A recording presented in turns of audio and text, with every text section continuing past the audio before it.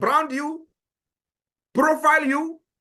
All you should be listening to is the program, the template, and the pattern of the Biafra Republic government in exile and the Biafra de facto government in the homeland. Today, I am very, very pleased to announce to you in the United States that the Biafra self-referendum has recorded over 49 million votes. I don't think anybody in the world will listen to that and ignore it. Over 49 million votes and still counting. This is the second phase of the self-referendum. I am telling you today that the world will be forced to listen and organize their own if they are not satisfied with the Biafra Republic government in exile self-referendum. We are not shying away from fighting Nigeria, defending ourselves. But like I said, going forward, any terrorist in the military uniform in Biafra land carrying gun, when you get them, do not treat them like human beings. They are not human beings. And that's the difference. That is the briefing, the instruction that have been given to the Biafra Defense Forces. So going forward, whatever images you see, do not move. It is a fight to finish. We are fighting for survival. And let me tell you, in a war, you do not see your enemy as a human. And that's the difference we're going to make going forward. So when Nigeria think that we are going to sit in our comfort zone in Europe and America and watch our people being killed, neutralized on daily basis, burn our villages, and keep quiet and continue to agitate on social media, that time is over. And everybody that is supporting this government must be very proud of how far we have gone. Biafrans in the United States, I can assure you that so far so good. We've met with decision makers, policy makers, influential politicians in the United States, both in the Congress and in other private institutions. We've met many of them, and I can assure you that when Wanza, Wanza Nanibu is dancing, there is something that is playing music. Telling you today, nobody will defeat Biafra this time around. And it is going to depend on your resoluteness and your support. We need to come together. For those who are standing on the fence, thinking that, let us watch how they are going to do. Okay, let us watch if we're going to be part of Nigeria or not. Let's see if they are going to protest in Nigeria. I am telling you today, you are wasting your time.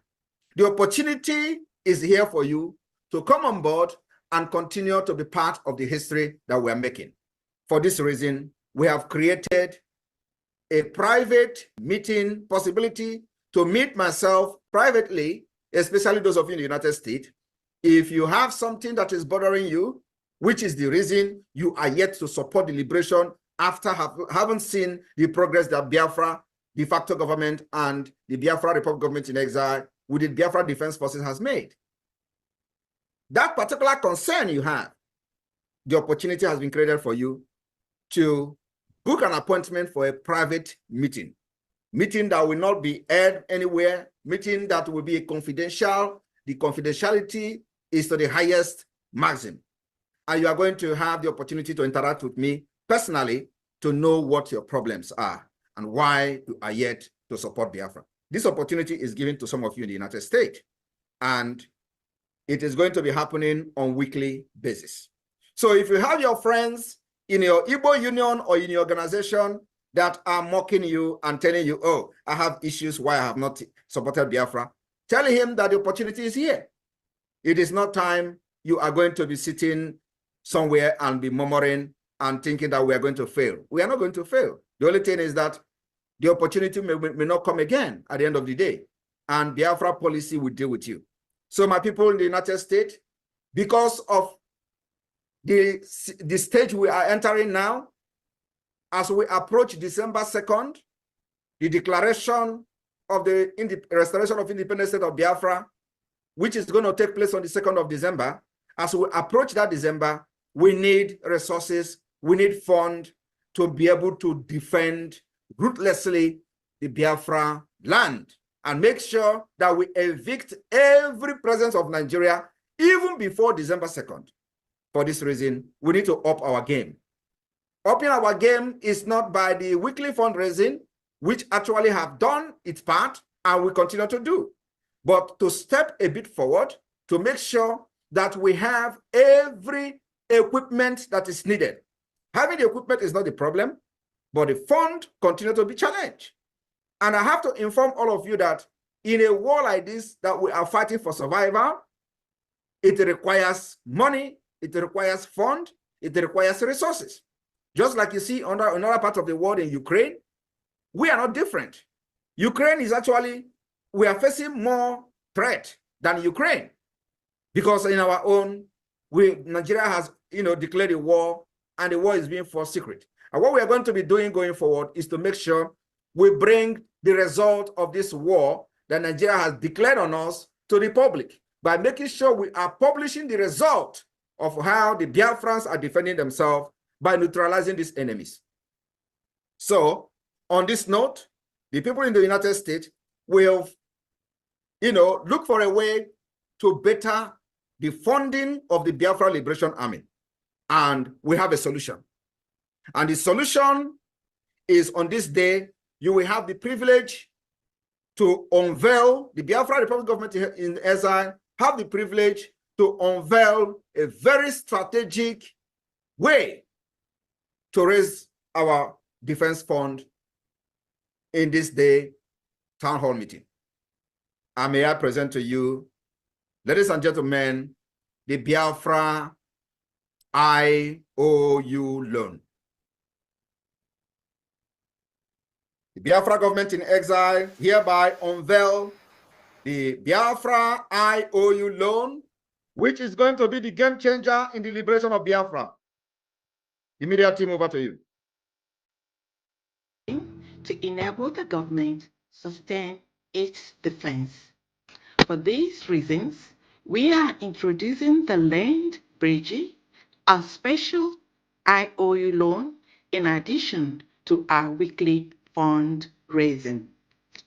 Land Bridge is a special IOU loan to get 100% interest and certificate when Biafra comes, and also be a part of the generation that has risen to restore freedom, which is our inalienable right to life, hope, dignity, and honor. For more information, go to www.biafrarepublicgov.org/IOU.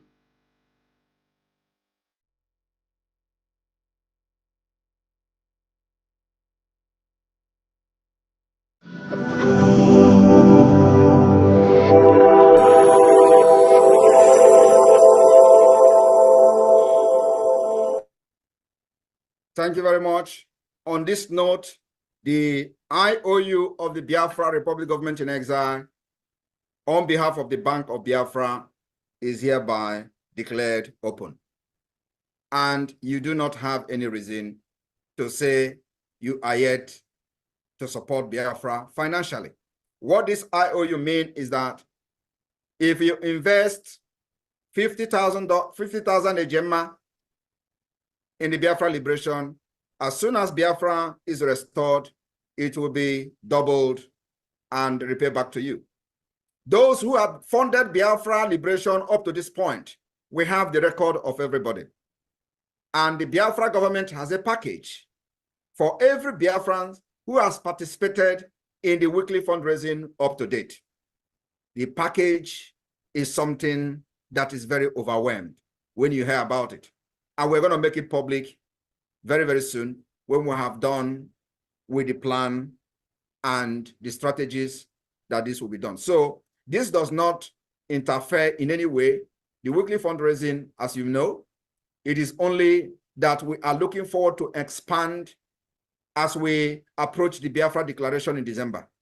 I want everyone to understand that what we are going to do to Nigeria, I swear to God, you will never believe. It will be worse than what is happening in Sudan. Mark my word. And at the end, Biafra will come. I want you to understand that those who stood on the way of Biafra freedom will die one after the other. And it is happening. And when they die, there is no remorse. We do not know mercy. This is a fight for survival, a fight for the right to live of our people, of generation, of millions, 80 million Biafrans. So not the corrupt politicians, not the selfish politicians, not even one person or the 0.0% of the people that are representing Nigeria within Biafra territory will truncate and make us change our mind. My fellow Biafrans in the United States, if you have families back home, remember to inform them this evening that the sit-at-home civil disobedience that will be observed like never before in Biafra history since 2021 will start tomorrow. The game is on. Do not fall a victim of Nigeria propaganda where you will be killed and blame it on Simon Ekpa. It doesn't move me. What you have here is a symbol which only you saw during the 2020 NSAS protest. For those of you who may remember, this symbol and this thing is back. What it signifies is danger. Do not mess with our freedom. You will go down for it. Today, our land will continue to swallow those who have come to kill our women and children. Do not be afraid of anybody. Do not be scared of what Nigeria state have threatened to do to you. Believe me, they will kill us. We will kill them. At the end, Biafra will come. I want to use this opportunity to call on our lobbyists, Elias, to come in here and have a few minutes to address the United States, the Biafrans in the United States. Please, the media team, if Elias is here, can you give him the mic? Yeah, he's here. Let me give him the co-host right. 1 minute. Okay. And Elias, you've got the co-host. Please. I know this is not part of your program, but you know, I crave your indulgence to allow Elias to give us just 2 minutes or 3 minutes of summary of what we have achieved this week, because the achievements is nothing to write home about. In fact, it is overwhelmed when you know what we have done this week. We've met highly, placed individuals in the United States, and the result is overwhelming, like I said. And I would like him to use a few minutes to address all of you in the United States, because it is because of you that we are able to make this happen. So we'll continue to break the doors. This week we are entering, it's gonna be another powerful week. A lot of programs, a lot of meetings are taking place. And just within a month of having the Lobbyist firm, we have been able to break doors in the United States, Congress, and many US organizations. So Elias, I welcome you. Just 2 minutes of your time, because actually you are not officially in the program. But we use every opportunity we have and to tell our people what is going on. Thank you very much. You're welcome. Thank you, Mr. Prime Minister. Yes, when I saw that you were doing the town hall, I just thought that I should just come on and perhaps say some remarks and say hello to all my Biafran friends. So great to see you, Mr. Prime Minister, and all of the guests here today. Hello to all of you. As the Prime Minister has noted, we had an extraordinarily eventful week. Many of you have probably seen many of these activities on the Prime Minister's Twitter handle, his X handle, and it was extremely significant. Our wonderful Chief of Staff was in Washington, D.C. I took her to see some element policymakers. We had an important meeting with Congressman John Carter of Texas, who was very sympathetic to our cause, and we briefed him on the accomplishments of the Briggy government, on the great leadership of the Prime Minister, and also spoke very bluntly about the criminal nature of the Nigerian government. And we got some very strong commitments of support from him. He's another friend of Biafra. we also had, and the Prime Minister made a tweet about it. And Prime Minister, I'm glad to see it's over 100,000 views. An important meeting with Ambassador Tibor Nagy, who was a very senior official in the State Department for many decades, former U.S. ambassador to Ethiopia. He was the Assistant Secretary of African Affairs under President Trump between 2018 to 2021. And we had a very exceptional meeting with him.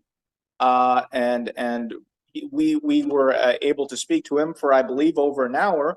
And he's someone who's very important because if the Republicans win in November, I believe he'll have an even more senior position in the next State Department. So we've received a lot of positive receptivity in our meetings. A lot of, and I'm not mentioning everything. I'm just mentioning a few things from this week. We've had many other meetings with senators and congressmen and so forth. I'm just relaying from the past few days.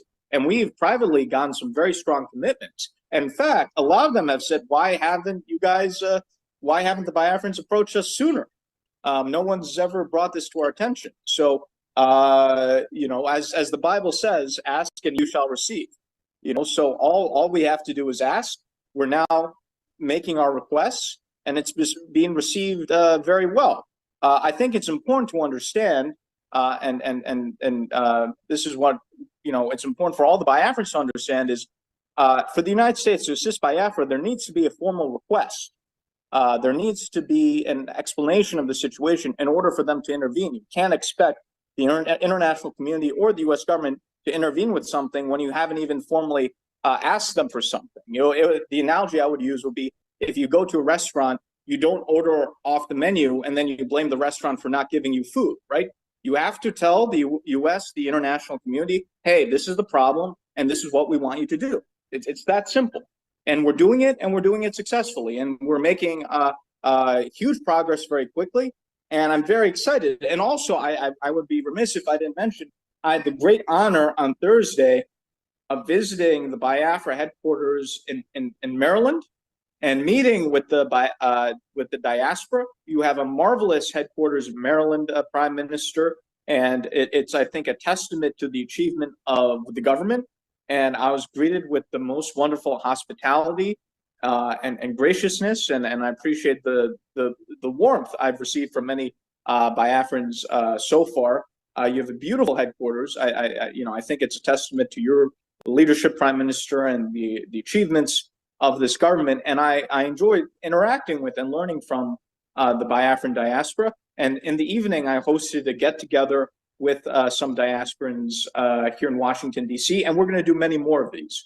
And I think this is a chance where the diaspora can learn from us in terms of our political activities, but we and myself can also learn from the diaspora.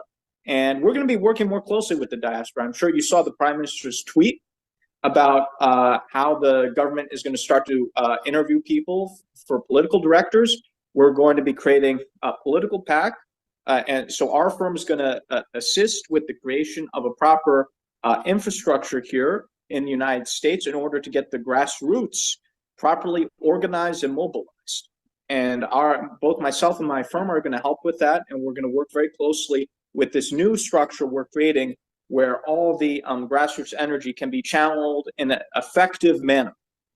So I just want to say this has been a great honor. We're making enormous progress in just the first month, and we'll be making much more progress in the months ahead. I think we're going to be delivering some very big surprises for the zoo the next few months. They're not going to know what's hitting them. I mean, they're already very devastated by what we're doing. They're being hit by all sides. The Nigerian government is very worried.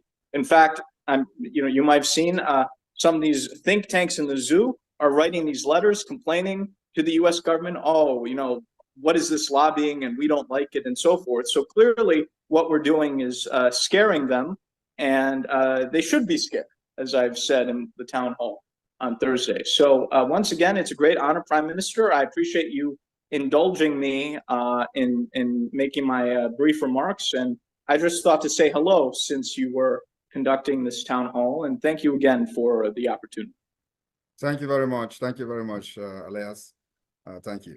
Let's continue. And also, I would like to inform the Biafrans in the United States, that very soon, we are, of course, that is not something I want to announce here. So it's going to be a private thing. So let me not overtalk. So, Rep, please take over from me. Thank you. All right, wonderful people, welcome back to this wonderful channel where we'll bring you back-to-back update and information as the hot. In case it's your first time of joining us on this wonderful channel, kindly go ahead and subscribe, like, comment, share, and also remember to on your notification button so that whenever our news drop, you go be the first. We'll collect them. Let's go down to the news proper as the hot. You don't share my people. As it happened for the Obodo, remember that all over the nation called Nigeria, that nation where the Prime Minister Nnamdi Kanu, they call the Obodo of Manu. As it be, what don't they happen for that side? As protests don't they go in their government, a lot of them don't they cry because when the Prime Minister and the Nnamdi Kanu Hamadike, one of Ndibo was warning them of the upcoming propaganda against the Nigerian citizens and the upcoming propaganda by the Tinubu's government and the plan at hand, I felt a lot of people, felt reluctant. They refused to listen because they believe that maybe somehow Kanu is just fighting for his people. But there were some expositions that were done by this gentleman called Nnamdi Kanu. That's why whenever you hear me call him Ohamadike one of Ndibo, there is a reason. I don't talk anyhow.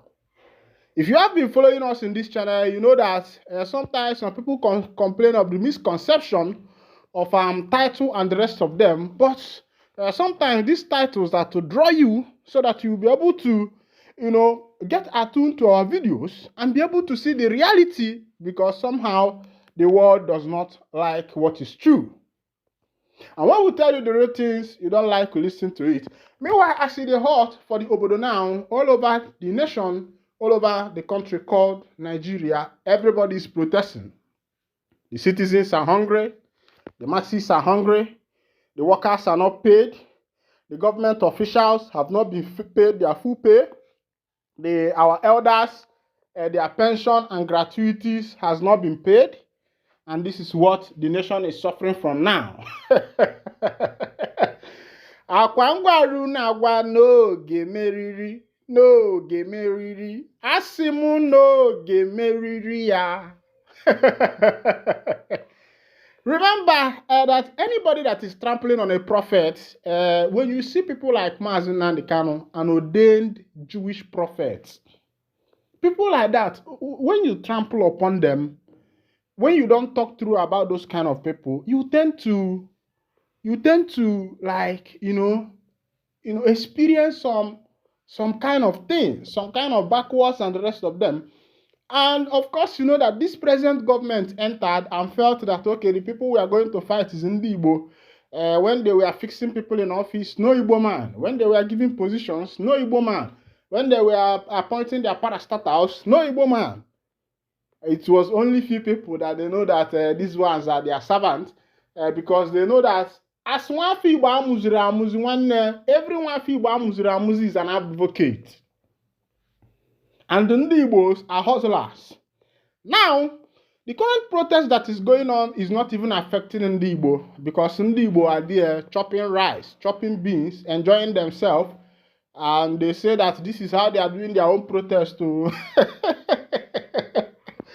And also, I'm going to bring you the information one by one as it happen for the Obodo. As for Kaduna now, they say the people where we say that they carry out this protest, don't they clash with the NIG police, as a lot of people were shot on the process. And I said, Nigerian police, why?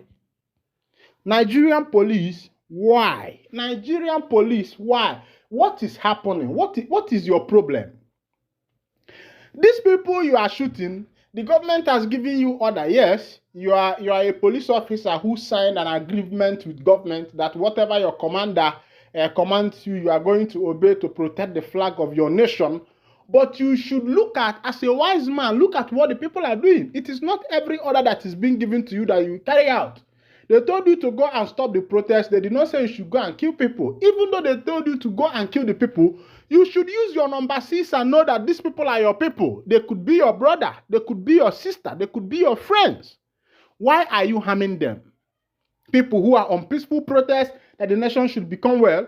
And one thing you people should know is that the politicians in this nation has decided that nobody is allowed to speak their mind. They say we are in democracy, but the democracy politicians are even more crazy. Yes, just quote me right. I'm the one that said it. The democracy politicians in this nation are more crazy. It's not even democracy, but it's democracy because they are very crazy.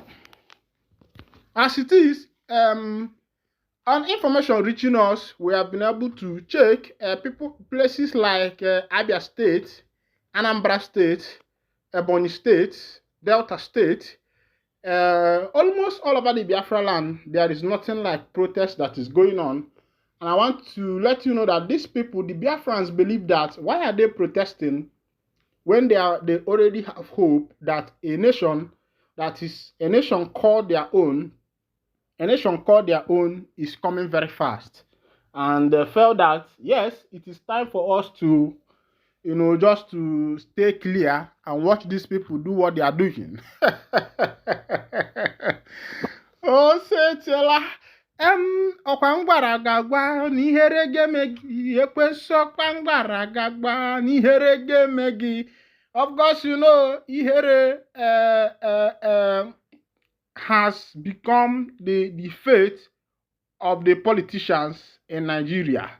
As it be, they say that Delta Bank's offices shut down as protests ground Asaba. Right now in Asaba, banks have been shut down, offices have been shut down, markets have been shut down in Asaba, as the people in Asaba has come out to protest for their political rights and to make sure that the government provide the promised social amenities. Because one thing Africans don't understand is that government is not for the government. The people who are there, of course, you know that we have government in 2 types, arbitrary types. We have the government as a machinery.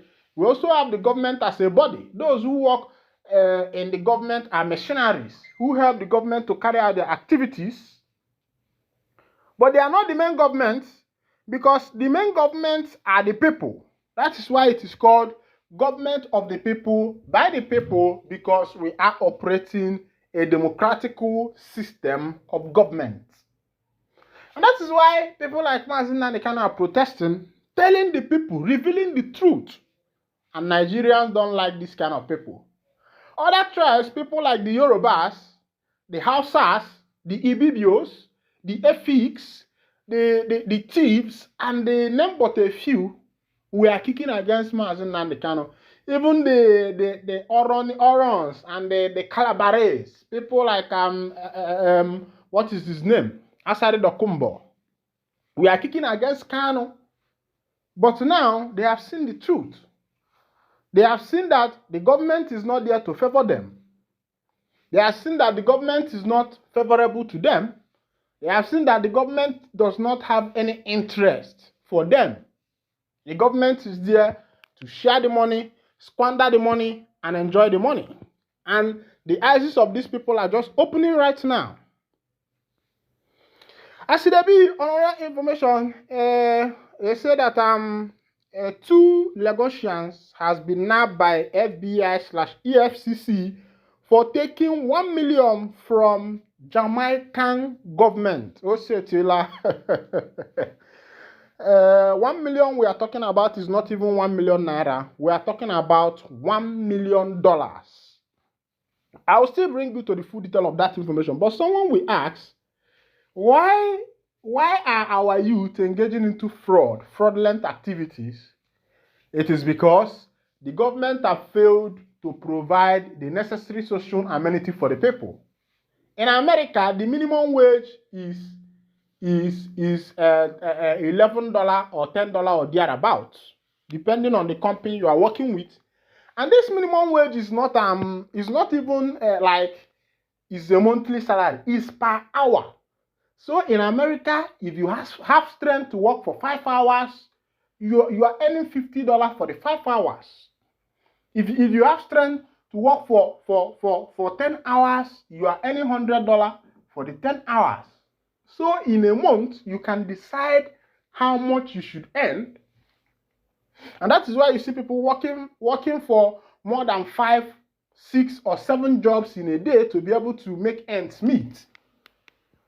But here in Nigeria, they say they are still dragging the minimum wage of 70,000.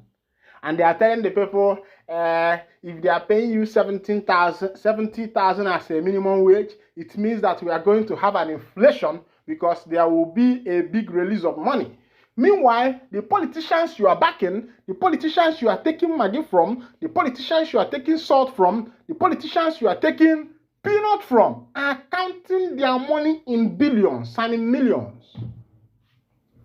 If you check the salary of a state governor, his house allowance, his kitchen allowance, his wardrobe allowance, his fuel allowance, coupons, and all these things, they are running in millions. Meanwhile, these people are the leaders, and the leaders are supposed to make sacrifice for their people. Yes, the work of a leader is to make sacrifice for his people. It's not for you to be there and be enjoying the whole money. It is to make sacrifice, the necessary sacrifice for your people. That's the work of a leader. But in Africa, our leaders have decided to repose. FBI, EFCC now 2 Lagosians for stealing $1 million from Jamaican government. 2 Nigerians have been arrested in Lagos for allegedly duping the Jamaican government of $1 million. The arrest was led by the country's major organized crime and anti-corruption agency, Federal Bureau of Investigation, and the Economic and Financial Crime Commission. According to Loop News, the 2 men were detained in their residence in Lekki, Phase 1, Lagos, following an investigation into the involvement of an international cyber group reacted to Nigeria and the cyber fraud. The 3 agencies subsequently coordinated an arrest warrant secured through international collaborations. MODCA Director of Communication, Major Basil Jarrett, said the agency had in 2023 received a complaint from the National Water Commission over an attempt to defraud them of over $1 million through a business email compromise with